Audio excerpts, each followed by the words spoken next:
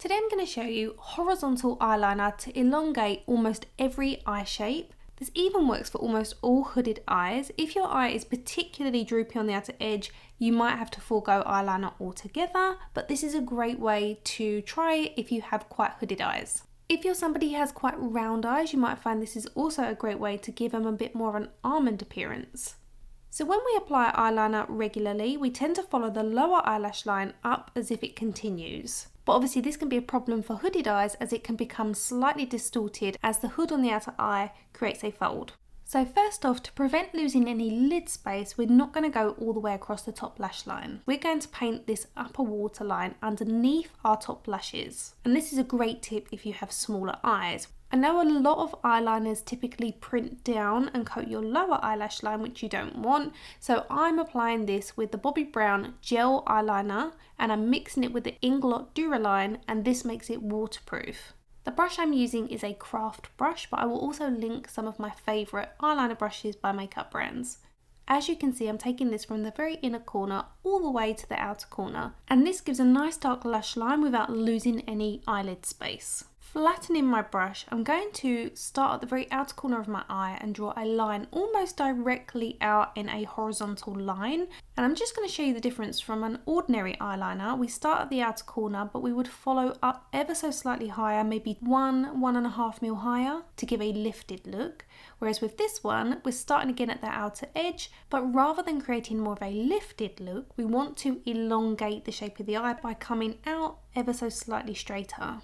I like to fill in a little V shape just on the outer corner of the eye, not as full as I'd ordinarily create. If your eye is particularly hooded, you can avoid this altogether and instead just apply a small wing on that outer edge by going straight out in a line, and then once you've got your mascara on, you won't need to worry about filling in this area because you won't see it.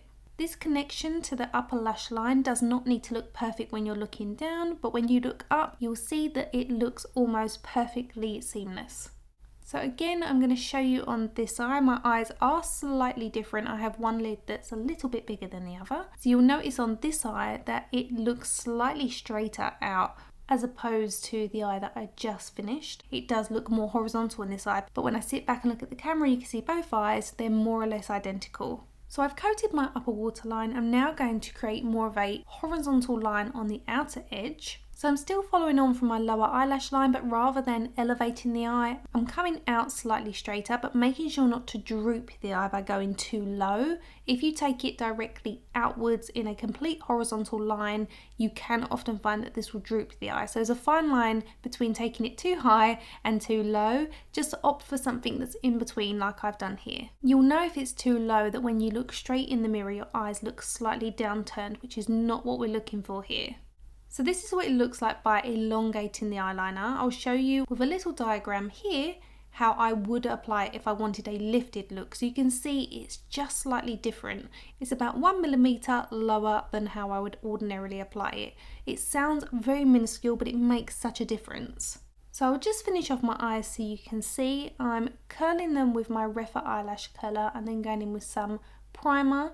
This is the Lancôme mascara primer, so it goes on underneath. It comes out white, but it does dry sort of clear, and then you can apply your mascara over the top.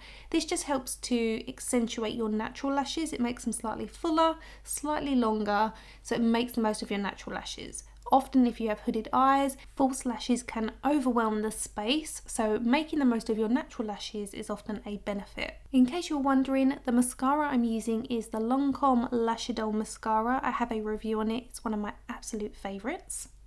You can also accentuate and elongate your eyes by manipulating the direction of your mascara and your lashes, so you can swoop them outwards and maybe not apply so much to the inner corners or a very light coat.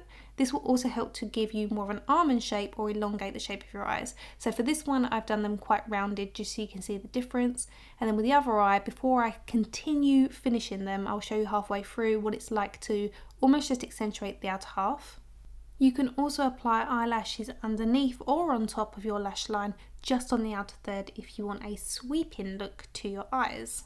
That being said, if a lifted look is what you are looking for, rather than just accentuating and elongating the shape of your eyes, I have a tutorial on ways to give you more of a lifted look, and I will link that on the top right corner for you. Just stopping here to show you, if you accentuate just the outer third of your eye, you get more of a sweeping finish to your eye makeup. Some eyelashes on the very outer corner can droop slightly, and this can also distort the appearance of your eyeliner. So once this dries, I will show you how to lift the very outer lashes so that they're almost in line with your eyeliner so they don't distort it. To do this, I'm going to take my small lash curler. As you can see, the surface space is very small. It means you can be more precise with where you want to curl. So for instance, I'm just curling the outer corners, and here you can see it really does lift those outer lashes so they're not distorting the eyeliner. I will list and link this particular lash curler in the description bar for you, so if you want to try it for yourself. It's great for those inner corner lashes when you struggle with a generic lash curler that might be too big or too small for your particular eye shape. I hope this tutorial has been helpful for you. If it has, please give it a thumbs up and share it with your friends and family. I will list and link shoppable links in the description bar of all the products I've used and recommended. Please subscribe if you're new to my channel, and you can follow me outside of YouTube over on Instagram. Bye guys!